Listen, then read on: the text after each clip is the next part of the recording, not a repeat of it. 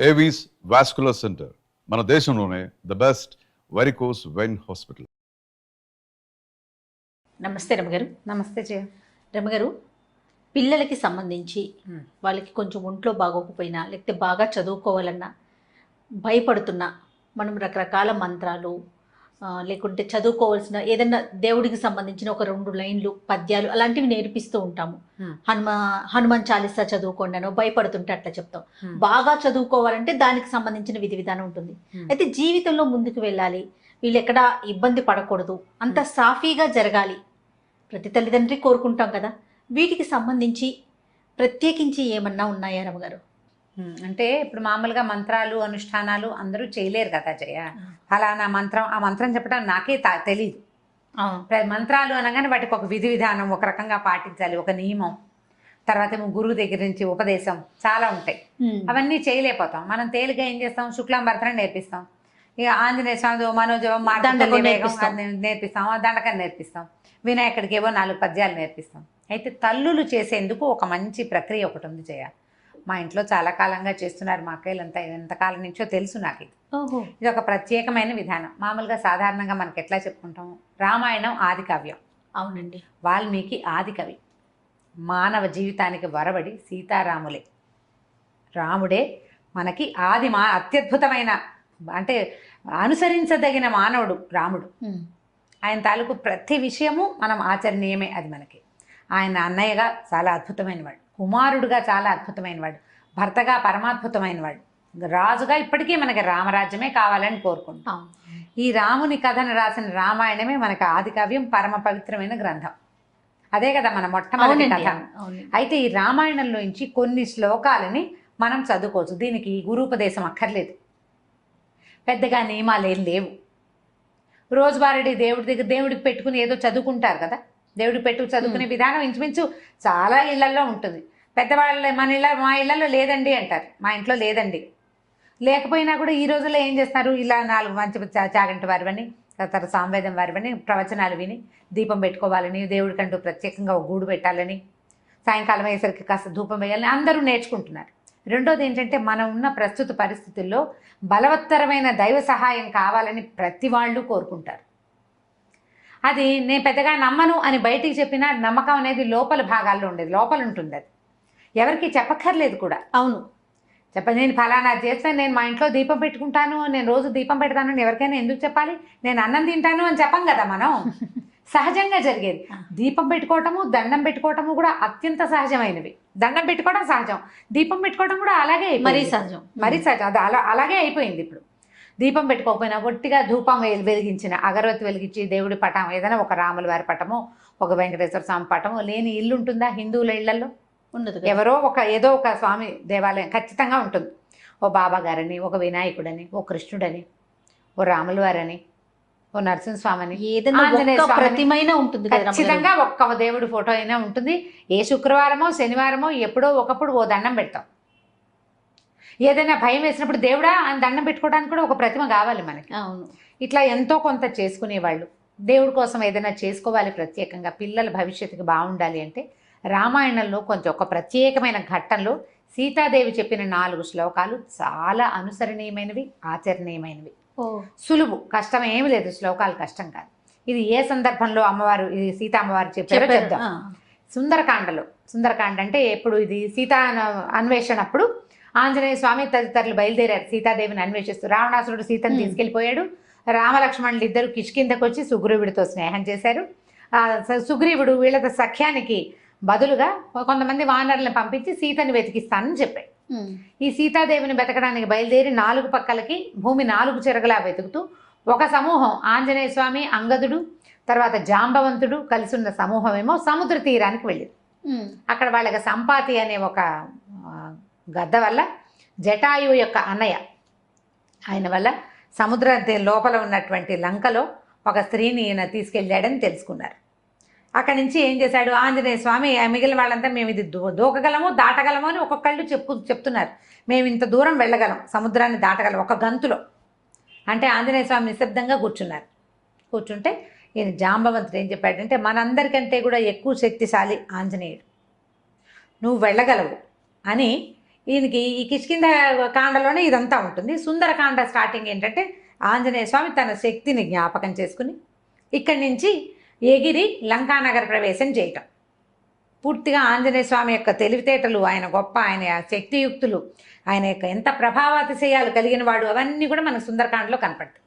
ఈయన అక్కడికి వెళ్ళాడు, సముద్ర లంఘనం చేశాడు, లంకిడిని పడగొట్టాడు, అశోకవనంలో సీతాదేవిని చూసి ఇప్పుడు రాజును చూడాలి, ఈ లంకకి రాజు ఎవడో అతన్ని కలుసుకోవడం కోసం అశోకవనాన్ని ధ్వంసం చేసేసాడు. వాళ్ళు పట్టుకున్నారు, వచ్చిన వాళ్ళని కొంతమందిని సంహరించేశాడు. అక్షకుమారిని సంహరించి బ్రహ్మాస్త్రానికి కట్టుబడి, అది కూడా కేవలం బ్రహ్మయందు గౌరవం వల్ల, అంతేగాని బ్రహ్మాస్త్రాన్ని కూడా ఆయన కట్టుబడ్డు. ఆయన ప్రధాన లక్ష్యం ఏంటి? రాజును చూడాలి. బ్రహ్మాస్త్రానికి తల ఒగ్గి వెళ్ళాడు. వెళ్ళిన తర్వాత ఇది చెప్పాడు, మీరు సీతాదేవిని మాకు ఇచ్చేసేయి అని. రావణాసురుడు ఒప్పుకోవాలి, చంపేయమన్నాడు. అయితే దూతోన వచ్చే అని చెప్పాడు విభీషణ్. దూతను చంపకూడదు అంటే నిజం, చంపకూడదు. అయితే ఇది వచ్చిన దూత మానవుడు కాదు, వానరం. వానరానికి ప్రధానమైనది ఏమిటి? తోక. ఆ వాలానికి నిప్పెంటించండి, దీని రోగం కుదురుతుంది అన్నాడు ఆయన.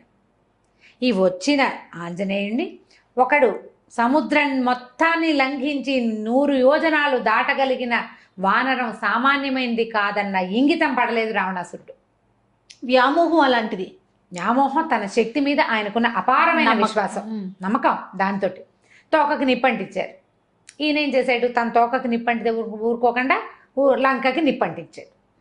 ఎప్పుడైతే ఈ వచ్చిన కోతికి, అశోకనవనాన్ని పాడు చేసిన కోతికి తోకకి నిప్పంటించారని తెలిసిందో సీతాదేవి వెంటనే అగ్నిదేవుణ్ణి ప్రార్థించింది.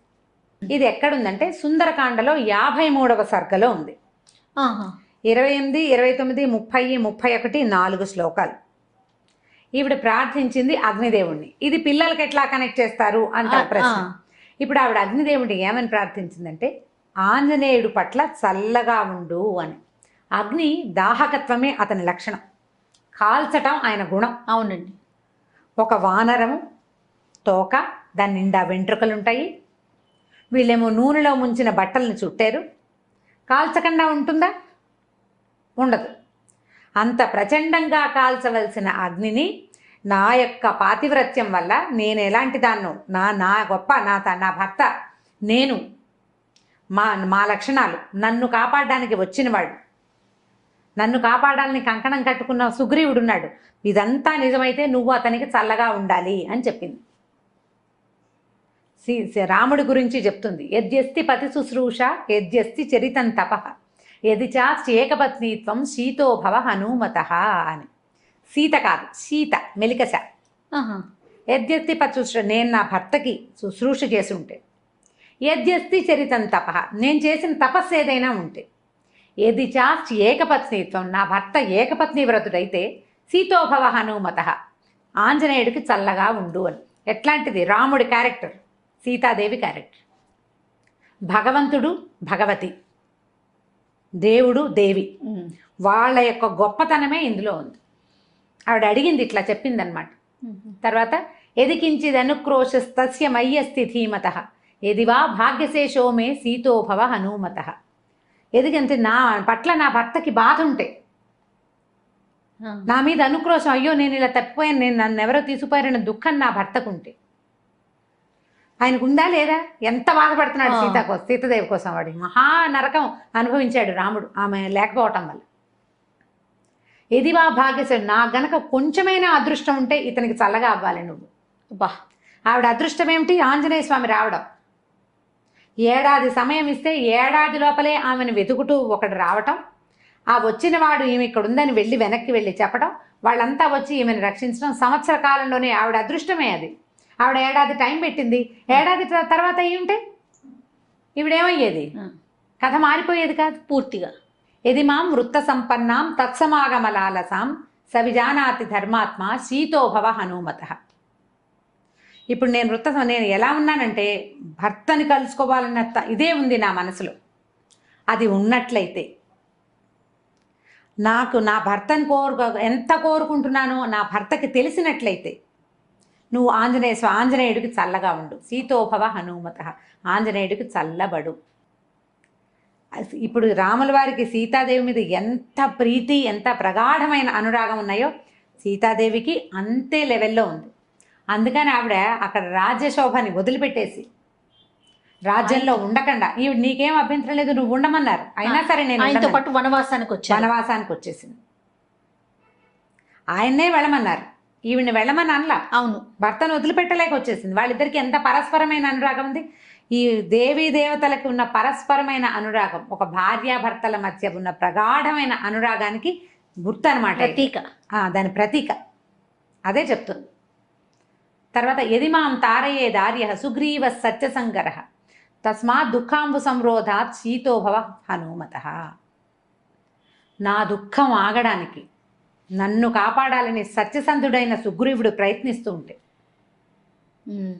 ఈ దుఃఖాన్ని అణచుకోవాలి నేను, ఈ దుఃఖం అణగాలంటే నువ్వు ఆయనకి చల్లగా ఉండాలి, ఆంజనేయుడికి. నా దుఃఖం పోవాలంటే సుగ్రీవుడు వచ్చి నన్ను రక్షించాలి. ఇప్పుడు ఇతను వెళ్ళాలి కదా, ఈయన వెళ్తేనే నేను కదా. రక్షించబడి అక్కడికి వెళ్తే నా దుఃఖము కష్టము నన్ను కాపాడాలని సత్యసంధుడైన సుగ్రీవుడు ప్రయత్నిస్తున్నాడు, ఇది జరగాలంటే నువ్వు చల్లబడు అని అగ్నిదేవుణ్ణి ఆజ్ఞాపించింది. ప్రార్థించినట్టు చెప్తారు. ఆవిడ ప్రార్థించింది కానీ అది ఒట్టి ప్రార్థన కాదు, ఆజ్ఞ. నేను పతివ్రతని, నువ్వు ఆగు అంటే ఆగాలి.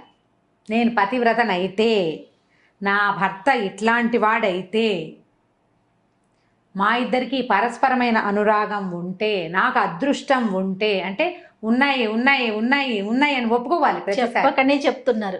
ఇవన్నీ ఉంటే నువ్వు చల్లగా ఉండాలి అని ఆమె అగ్నిదేవుణ్ణి ప్రార్థిస్తే తోకకి చుట్టబడినటువంటి అంత అగ్ని సమూహం ఉన్నా లంకంతా కాల్చేశాడు కానీ ఆయనకి ఏమీ కాలేదు, కసుగంద లేదు, చల్లగా ఉంది తోక. ఆయనకి మండుతున్న తోకని నీటిలో ముంచి చల్లార్చుకున్నారు కానీ బాధ ఏమీ లేదు, ఆయనకి చల్లగానే ఉంది. అగ్నిని ఆర్పారు కానీ బాధ కాదు. ఈ 4 శ్లోకాలని తల్లులు గనక చేసుకుంటే, ప్రత్యేకంగా కుమారులకు అని చెప్పబడింది కానీ సంతానం కోసం అమ్మాయిలు కానీ అబ్బాయిలు కానీ పిల్లల భవిష్యత్తు పట్ల, వాళ్ళు ఎక్కడికైనా వెళ్తే అక్కడ ఏదైనా ప్రమాదాలు ఎదురవుతాయన్న భయం ఉన్నా, పిల్లల తాలూకు సెటిల్మెంట్ మీద మనకి భయాలు అవి ఉండి జాతకాల్లో ఇబ్బందులు ఉన్నాయని, లేకపోతే అవకాశాలు రావట్లేదని బాధలు అవి ఉన్నా కూడా ఇది అలవాటు చేసుకోవాలి. ఇన్నిసార్లు చదవాలన్న నియమం లేదు. నియమం పెట్టుకోవడానికి ఒక చిన్న పద్ధతి ఉంది, కావాలంటే చెప్తాను అది కూడా. రోజువారీ మనం చదువుకునే స్తోత్రాల్లో ఈ 4 శ్లోకాలు చదువుకోండి. చాలా సింపుల్. 53వ సర్గలో ఉన్నాయి. తప్పకుండా 28, 29, 30, 31 డిస్క్రిప్షన్ బాక్స్లో పెడదాం ఈసారి. లాస్ట్ టైం పెట్టలేదని అందరు అడిగారు. ఈ శ్లోకాలు 4 వితౌట్ మిస్టేక్స్ పెడదాం తప్పకుండా. సో ఇవి గనక చదువుకుంటే పిల్లల భవిష్యత్తుకి భయం ఉండదు, భద్రత ఉంటుంది. భగవంతుడు వాళ్ళ వెనకాల నిలబడి కాపాడతాడు. రామాయణంలో ప్రతి అక్షరము మంత్రమేనని చెప్తారు. ప్రతి శ్లోకానికి దానికి ప్రత్యేకమైన శక్తి ఉంది. ఈ 4 శ్లోకాలకి ఉన్న శక్తి ఏంటంటే కాల్చవలసిన అగ్ని చల్లబడిపోవటం. అగ్ని చల్లబడిపోయిందంటే చూడండి, ఇప్పుడు సీతాదేవి ఆంజనేయ స్వామి కోసం కోరింది, ఒక తల్లి కుమారుడు కోసం కోరింది. అట్లా మనం గనక మన పిల్లల కోసం కోరుకుంటే ఈ పని అవుతుంది. ఒకవేళ మనకి ఏదైనా ప్రత్యేకమైన సమస్య అలా ఉందనుకోండి, 40 రోజులు పెట్టుకోండి. అది ఎట్లా చేయాలంటే ఈ పిల్లల జన్మ నక్షత్రం నాడు మొదలుపెట్టి 40 రోజుల పాటు రోజుకి ఇన్నిసార్లు అని, అది మీరు 11 సార్లు పెట్టుకోవచ్చు, 21 సార్లు పెట్టుకోవచ్చు, 40 సార్లు కూడా పెట్టుకోవచ్చు. ఈ 40 రోజులు అయిన తర్వాత ఎక్కడైనా ఒక ఆంజనేయ స్వామి దేవాలయంలో పానకం చేయించటము, ఏ వడమాల వేయించటము, ఆకుపూజ చేయించటము, అట్లా ఏదైనా చేసుకోవచ్చు. నిత్యము ఇట్లా 40 సార్లు అట్లా ఎక్కువ సార్లు చేస్తున్నారనుకోండి, ఓ చిన్న గ్లాసు బల్ల పానకాన్ని నివేదనగా పెట్టండి ఆంజనేయ స్వామికి. చాలా ఫలితం లభిస్తుంది. వీటితో పాటుగా శ్రీరామనామాలు చదువుకోండి. ఇవి చదివాక శ్రీరామ జయరామ సీతారామ అట్లా తారక మంత్రాన్ని కనుక చదువుకుంటే ఎక్కువ సార్లు మంచి శాంతిగా ఉంటుంది, చాలా ఉపయోగపడుతుంది. ఇప్పుడు మనం ఎలా అంటే ఇలా ఏదైనా ఒక శ్లోకాన్ని ఒక స్తోత్రాన్ని సొంత విషయాల కోసం వాడుకోవచ్చా అని ప్రశ్న వస్తుంది సాధారణంగా. తప్పకుండా వాడుకోవచ్చండి. మహర్షులు మనకు అందించింది మన జీవితాలు బాగుపడటం కోసమే. ఇప్పుడు దుర్మార్గుడైన కుమారుని కాపాడాలని అలాంటి భావాలతో ఉన్నా కూడా పిల్లలకి సజావైన ప్రవర్తన. కరెక్ట్ రమ్మగారు. వాడు దుర్మార్గుడు, వాడు ఏదో చెడ్డ పని చేశాడు, వాడు రక్షించబడాలి, వాడు జైలు వాళ్ళు అయిపోకూడదు, ఏదో అందరూ దొరికిపోకూడదు అని భావించి మీరు చదువుకుంటున్నారు అనుకోండి. అది కూడా తల్లుల ఇంటెన్షన్ ఏంటి, నా పిల్లాడు బాగుండాలని. బాగుపడతారు పిల్లలు. దుష్ప్రవర్తన ఉన్న పిల్లల కోసం కూడా ఇది తల్లులు గనక చేస్తే వాళ్ళ ప్రవర్తనలో కూడా మార్పులు వస్తాయి, చాలా ఉపయోగపడుతుంది. మనకి పూర్వం నుంచి పెద్దవాళ్ళు చెప్తున్నదే, రామాయణ అంతర్గత శ్లోకాలు ఇట్లా చాలా చోట్ల మనకు చెప్పబడతాయి. ఇది ఎక్సలెంట్గా పిల్లలకి సహాయకారిగా ఉంటుంది, తల్లులకి మనోధైర్యాన్ని ఇస్తుంది. ఆలోచించి చేసుకోండి నిదానంగా. చాలా అద్భుతమైన విషయం చెప్పారు రమ్మగారు.